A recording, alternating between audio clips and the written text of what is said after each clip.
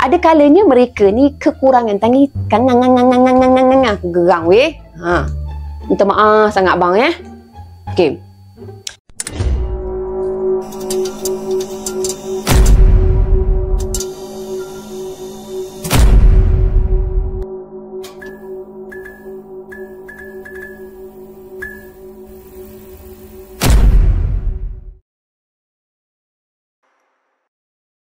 بسم الله الرحمن الرحيم قل أعوذ برب الناس ملك الناس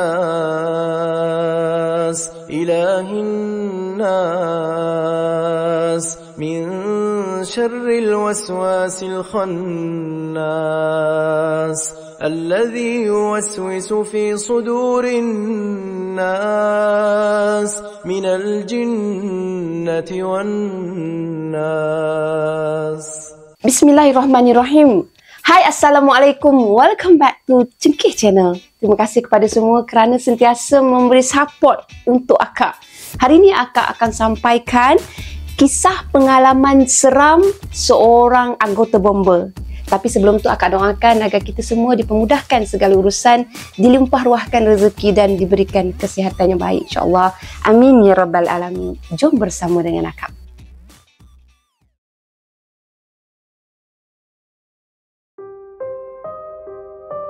Sebelum akak meneruskan penceritaan, korang ingat tak sebelum ni akak pernah ceritakan tentang askar, akak pernah ceritakan tentang polis. So kali ni akak nak ceritakan tentang bomba pula. Okey, kali ni seseorang yang dikenali sebagai Amir, dia dah berkongsi cerita tentang abang bomba. Tapi bukan kisah dari Amir tau. Tapi kisah Amir dapat ni dari seorang pesara bomba yang dikenali sebagai Abang Zul, yang duduk berjiran dengan Amir masa mereka tinggal dekat Melaka. Menurut cerita Abang Zul lah, tak berapa seram sebenarnya, tapi menjadi misteri untuk diri Abang Zul dan juga staf Abang Zul semasa kejadian tersebut. Malam tu, dah masuk kejadian dia. Malam tu, shift Abang Zul akan tamat pada pukul 12 malam. Sepanjang hari tersebut, tak ada panggilan yang memerlukan Abang Zul ni untuk keluar dari base. Jadi, kerja yang dilakukan ni dia lebih menjurus kepada kerja dokumentasi di sekitar base sahaja. Kalau tak ada panggilan untuk dia keluar, itu je lah apa yang perlu Abang Zul lakukan. Kata Abang Zul, lewat pukul 11.35 malam, ada sebuah panggilan masuk. Report mengatakan bahawa berlaku insiden bunuh diri di sebuah taman perumahan di kawasan pinggiran bandar.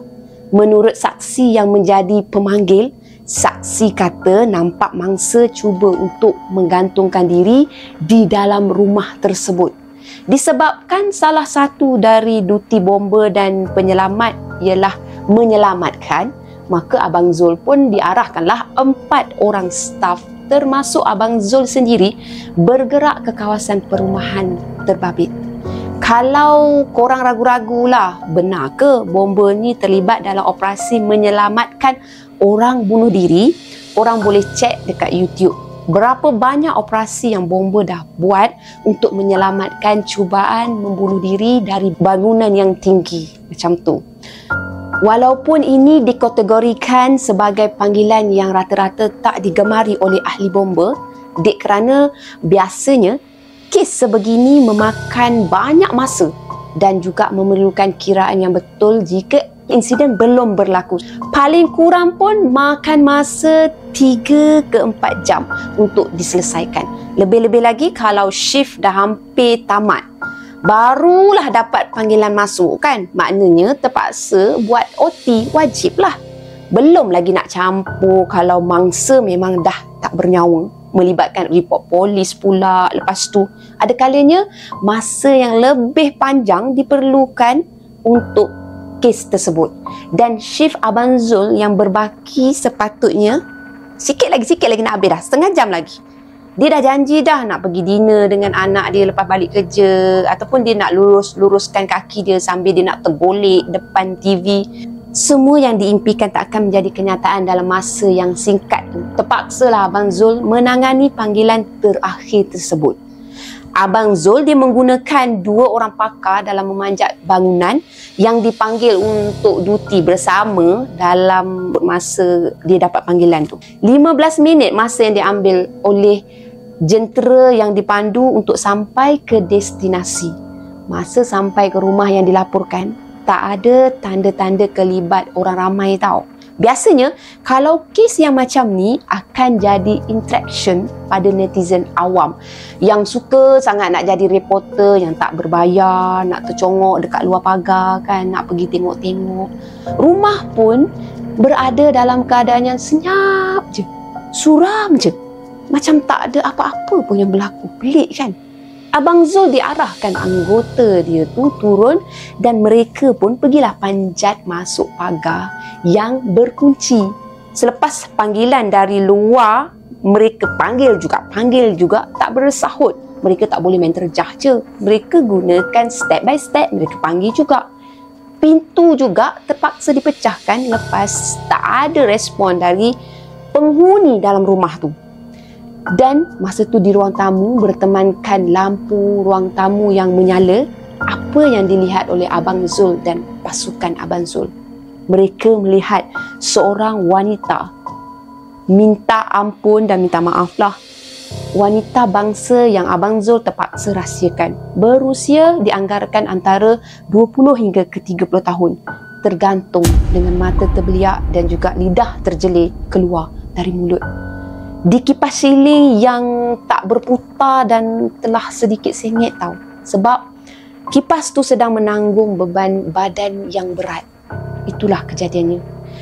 Dan di bawah dia sebiji kerusi yang dah tergolek di atas lantai. Mungkin kerusi itu ditendang secara tidak sengaja atau sengaja semasa kelemasan saat di hujung nyawa pada seseorang yang sedang membunuh diri. Allahu Akbar. Amir tanya pada Abang Zul, tak seram ke Abang Zul tengok insiden yang macam tu? Abang Zul pun jawab, dah biasa dah, tak boleh terlalu takut. Ada yang lemas dah berhari-hari, ada yang dah kembung, dah masuk air, dah tak rupa macam manusia dah. Ada pula kemalangan kenderaan yang tak payah nak dibayangkan lah. Keadaannya tu ngeri macam mana. Tinggal pergi kutip sisa-sisa badan sahaja yang masih berbaki di atas jalan, kata Abang Zul. So, the next move is Abang Zul kena turunkan dia dari posisi tergantung lah kan, sebelum polis datang untuk head over kes pada pihak berwajib. Betul tak? Diturunkan untuk memastikan sama ada masih bernyawa ataupun dah tamat tarikh luput. Macam tu kan?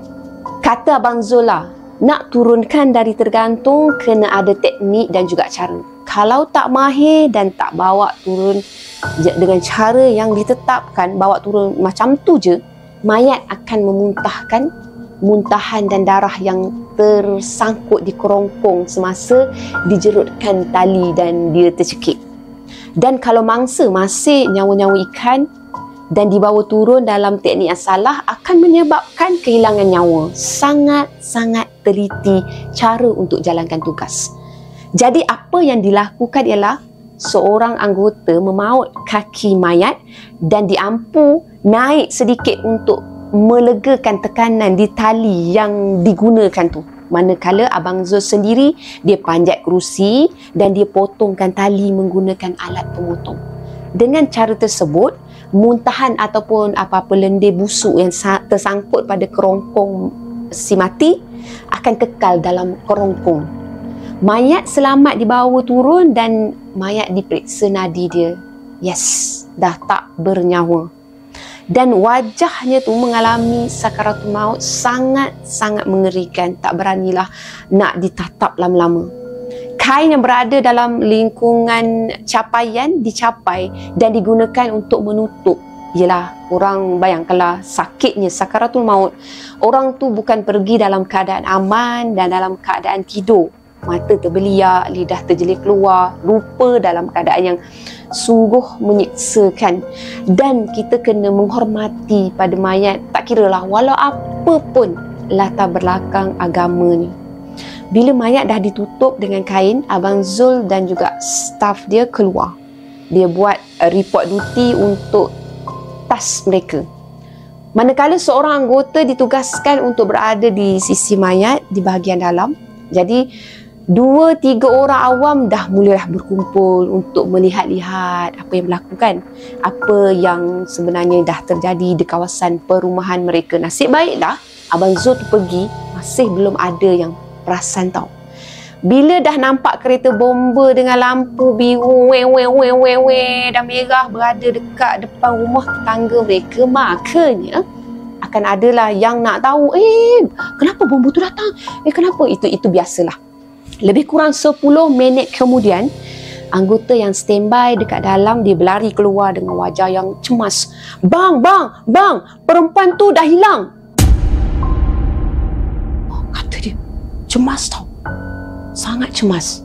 Kelam kabutlah Abang Zul ni berlari masuk semula ke dalam rumah tu. Bila dengar maklumat dari staf dia, tak percaya dengan apa yang baru dia dengar tau. Macam mana mayat tu boleh hilang? Siapa bawa? Yang ada anggota cuma seorang je kat dalam. Memang hilang lah. Tinggal kain cadar kelabu je yang digunakan tadi, yang dia ambil saut je untuk menutup mayat dekat atas lantai tadi. Berdebar tak? Orangnya dah tak ada kat situ. Meremang bulu tengkuk bila kena aksiden yang macam tu. Amir pun dia dah gosok-gosokkan tengkuk dia dah, sebab dia pun dah rasa meremang kan bila dengar cerita. Sudah. Takkan dah jadi zombie pula. Boleh bergerak, boleh bangun, berjalan sendiri pula. Kau buat apa masa dia hilang tadi? Tanya Abang Zul kepada staf dia. Tak ada buat apa bang. Cuma ke dapur tengok kawasan rumah je. Lepas tu saya tengok balik dah tak ada dah. Balas staf dia ragu-ragu. Abang Zul diarahkan carilah di sekitar kawasan rumah. Tak ada kesan-kesan seperti dialihkan ataupun bergerak dari tempat terakhir. Memang tak adalah pula. Manalah tahu tergolek ke dapur ke apa ke kan. Kita tak tahu. Semuanya masih kekal seperti mula-mula mereka pecahkan masuk dalam rumah tu tadi. Diorang semua keluarlah daripada rumah tu. Time tu diorang buntu tau. Apa dah jadi sebenarnya? Hati Abang Zul dah jadi tak syok dah, rasa macam oh my god. Dia nak teruskan kerja pun dia rasa macam dah tak rasa seronok, tak rasa syok dah. Perasaan dah tak sedap hati. Korang pun akan ada perasaan yang sama kalau perkara ni berlaku kepada kita kan. Masa dia tengah berfikir macam mana nak filekan report yang dah diterima ni. Yelah, cuba bayangkan datang dengan report kes bunuh diri, mayat dah dibawa turun elok-elok, tiba-tiba hilanglah pula. Tak kenanya nak tulis report. Mereka dengar bunyi gelas dan pinggan dipecahkan dari arah dapur semasa mereka dalam keadaan buntu. Hingga bingar tau, dari kawasan dapur rumah tersebut memang bunyi pumpang macam tu. Ada suara macam seolahnya pasangan tengah bertengkar dekat dalam tu, dan gelas juga pinggan tu dipecah-pecahkan pumpang. Dalam waktu macam itulah polis pula lambat sampai. Kes kehilangan nyawa macam ni head over pada polis je lah. Kes dah selesai. Abang Zul kata staf dia sedikit terjerit lah bila dia nampak ada bayangan perempuan yang tergantung tadi, ya Allah, berjalan dari dapur ke ruang tamu. Bayangkan. Nampak dengan sekilas pandang lah, nasib baik dia tak nampak direct betul macam tu kan. Antara betul atau pandangan mata dia dipermainkan syaitan macam tu lah. Ya ke? Kalau iya pun syaitan juga tu. Lepas tu kan, Abang Zul diarahkan semula seorang staf untuk accompany dia ke dalam dan buat pemeriksaan. Tak ada siapa-siapa pun kat dalam. Bila masuk cek memang tak ada.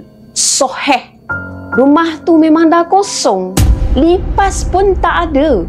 Yang lebih kelakar, dari awal tadi lagi lampu pun tak menyala. Tak ada bekalan elektrik pun pada rumah itu. Masa Amir dengar dari mulut Abang Zul sendiri pun, Amir dia meremang-remang tau, rasa seram gila. Mereka keluar semula ke kereta bomba. Bila dah tak boleh nak buat apa, dah buntu dah. Jawapan tak ada, misterinya lah. Jadi nak buat apa, tunggu situ lagi kan. Tengah duk serabut fikir, apa dah jadi? Apa nak jadi? Apa dah jadi? Apa nak jadi? Mana polis? Tak sampai-sampai lagi. Jiran selang 2 biji rumah dari rumah tersebut tanya pada Abang Zul, apa sulah jaldi lah tu? Ada kes bunuh diri lah, Pek, kata Abang Zul dengan kening dia berkerut. Siapa lah mati? Orang insat daldah kah? Bukanlah, ini orang tinggal dalam ini rumah jugalah, kata Abang Zul. Hayalah tu, ini rumah sudah 15 tahun kosong oh. Taklah siapa tinggal ini dalam rumah oh. Sudah. Siapa yang tinggal dalam rumah ni? Siapa yang buat panggilan? Lebih teruk lagi, siapa aku turunkan dari tergantung tadi? Semua misteri belum selesai dan polis masih belum sampai. Balai terdekat terpaksalah mereka hubungi. Balai tak ada terima report untuk kes bunuh diri pada malam tersebut. Mereka memang report lah. Bermakna Abang Zul dan kru sahaja yang dapat panggilan hangit pada malam tersebut. Jadi Abang Zul dengan pantas diarahkan untuk buat pemeriksaan terakhir. Dia nak pastikan betul-betul ke rumah tu tak ada hidupan yang tinggal, dan mereka terus bongkar balik sejurus selepas pemeriksaan tamat. Dahlah kena stay back, kerja lebihan masa sebab ada panggilan kes, tapi tak ada kejadian pula. Tak dapat keluar makan malam dengan anak-anak pula lagi sebab dah lebih pada tengah malam. Tambah lagi satu bala, tak dapat terus balik rumah pula lepas tu. Sebab bila dah kena kes gangguan yang macam ni, Abang Zul takkan terus balik rumahnya. Nasib. Malam tu, semua staf Abang Zul diarahkan tunggu sampai cerah tanah sebelum boleh balik ke rumah masing-masing. Sebab nak mengelakkan gangguan yang tak diingini berlaku di rumah masing-masing pula. Mereka mandi dekat stesen dan berjemaah beramai-ramai sebelum kembali ke rumah keesokan paginya. Pun begitu, menurut Abang Zul, staf dia yang mendakap dan bawa turun mayat masa mula-mula sampai terkena sedikit gangguan tau. Sampai demam-demam member tu. Kesian. Nasib baik staf Abang Zul tu belum berkahwin lagi semasa kejadian lah. Jadi tak adalah sampai merebak sangat, mengganggu isteri semua kan. Tak adalah bawa saka balik ke rumah ke apa-apa yang lain terjadi. Alhamdulillah lah setakat tu. Lepas pada insiden tu, selidik punya selidik. Rumah tu dulu ada kes serupa seperti insiden yang berlaku. Perempuan gantung diri dekat tengah rumah. Dan rumah tu kata Abang Zul tak ada siapa pun pernah tinggal lebih dari 2 bulan. Sebab bayangan berulang seperti tu kerap sangat berlaku kat situ. Penghuni yang sewa kat situ dia akan nampak mayat perempuan tergantung. Dia mahu duduk kat situ. Jadinya pengajaran yang Amir kutip dari cerita ni, penting untuk masyarakat memberikan kerjasama dengan kaki tangan awam dalam situasi yang berlaku macam ni. Ada kalanya mereka kekurangan kaki tangan dan lebih daripada tu mereka tinggalkan orang yang tersayang untuk berkhidmat kepada agama, bangsa dan negara. Semoga bakti mereka dibayar dengan ganjaran amal dan soleh. Sekian sahaja untuk kisah pada kali ini. Apa yang baik sama-sama kita ambil jadikan sebagai teladan. Apa yang buruk sama-sama kita ambil jadikan sebagai sempadan. Jom sama-sama kita buat kebaikan. Sekian sahaja. Jangan lupa like, share dan subscribe. Bye. Assalamualaikum. Bye. Terima kasih.